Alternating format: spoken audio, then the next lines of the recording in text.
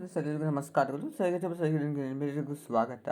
Friends, ನಮಗೆ ಇವತ್ತಿನ ಒಂದು ವಿಡಿಯೋದಲ್ಲಿ ನಮ್ಮನೆಯ ಒಂದು ತುಳಸಿ ವಿವಾಹವನ್ನು ನಾವು ಯಾವ ರೀತಿ ಆಚರಣೆ ಮಾಡಿದೆ ಅಂತ ತೋರಿಸ್ಬೇಕು ಅಂತ ಅಂದುಕೊಂಡಿದ್ದೇನೆ. ಬನ್ನಿ ನೋಡೋಣಂತೆ. ನಾನು ಈ ಸಲ 2ನೇ ತಾರೀಕು ನವೆಂಬರ್ 2ನೇ ತಾರೀಕು ಉತ್ತನ ದ್ವಾದಶಿದಂದು ಆಚರಣೆ ಮಾಡುವಂಥದ್ದು ಭಾನುವಾರ. ನಾನು ದ್ವಾದಶಿದಂದು ನಾನು ಆಚರಣೆ ಮಾಡಿದ್ದೇನೆ ಸಂಜೆ ಸಮಯದಲ್ಲಿ. ನೀವು ನೋಡ್ತಾ ಇರಬಹುದು, ನೆಲ್ಲಿಕಾಯಿ ಚೆಟ್ಟು ಹಾಗೆಯೇ ತುಳಸಿ ಗಿಡವನ್ನು ಇಟ್ಟು ನಾನು ಪೂಜೆ ಮಾಡಿದ್ದೇನೆ. ಹಾಗೆಯೇ ವಿಶೇಷವಾದ ಒಂದು ಆಕಾಶ ದೀಪಾರಾಧನೆ ಬರ್ತದೆ. ನೆಲ್ಲಿಕಾಯಿ ದೀಪಾರಾಧನೆ 365 ಬತ್ತಿಗಳ ದೀಪಾರಾಧನೆಯನ್ನು ಸಹ ಮಾಡಿದ್ದೇನೆ. ತುಳಸಿ ಪಾಟ್ನಲ್ಲಿ ಕೃಷ್ಣನನ್ನು ಇಟ್ಟು ತುಳಸಿ ಗಿಡಕ್ಕೆ ಒಂದು ಬ್ಲೌಸ್ ಪೀಸಿನ ಒಂದು ಸೀರೆ ರೀತಿಯಾಗಿ ನೆರಿಗೆ ಆಗಿ ಮಾಡಿಟ್ಟು ನಾನು ಪೂಜೆ ಮಾಡಿದ್ದೆ. ಪ್ರಸಾದಕ್ಕೆ ಅಂತ ಗುಡಾಂತ ಮಾಡಿದ್ದೆ, ಪೊಂಗಲ್ ಮಾಡಿದ್ದೆ.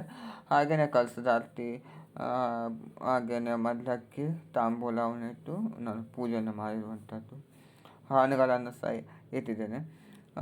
ಇಷ್ಟರ ಮಟ್ಟಿಗೆ ನಾನು ಆಚರಣೆ ಮಾಡಿದ್ದೇನೆ. ಧೂಪವನ್ನು ತಲೆಯೆರೆದು ಮಾಂಗಲ್ಯವನ್ನು ಕಟ್ಟಿ ಕಾಯನ್ನು ಒಡೆದು ಸಾಂಬ್ರಾಣಿ ಧೂಪವನ್ನು ಹಾಕಿ ಅಷ್ಟೋತ್ತರ ಮಾಡಿಕೊಂಡು ಮಂಗಳಾರತಿ ಮಾಡಿದ್ದು.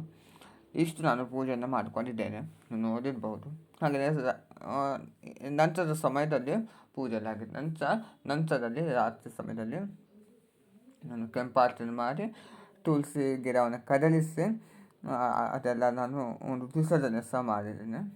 ಇಷ್ಟು ನಾನು ಒಂದು ತುಳಸಿ ವಿವಾಹದ ಬಗ್ಗೆ ನಿಮಗೆ ತಿಳಿಸ್ಕೊಡ್ಬೇಕಾಗಿರುವಂಥದ್ದು. ನೋಡಲು ಫ್ರೆಂಡ್ಸ್, ಇವತ್ತಿನ ಒಂದು ವಿಡಿಯೋದಲ್ಲಿ ನನಗೂ ನಮ್ಮನೆಯ ಒಂದು ತುಳಸಿ ವಿವಾಹದ ಬಗ್ಗೆ ನಿಮಗೆ ತೋರಿಸಿದ್ದೇನೆ. ಎಲ್ಲರಿಗೂ ಇಷ್ಟವಾಗಿ ಭಾವಿಸಿದೆ. ಇಷ್ಟವಾದಲ್ಲಿ ಲೈಕ್ ಮಾಡಿ, ಶೇರ್ ಮಾಡಿ, ಕಮೆಂಟ್ ಮಾಡಿ, ಹಾಗೆ ಸಬ್ಸ್ಕ್ರೈಬ್ ಮಾಡ್ಕೊಳ್ಳಿ. Thank you.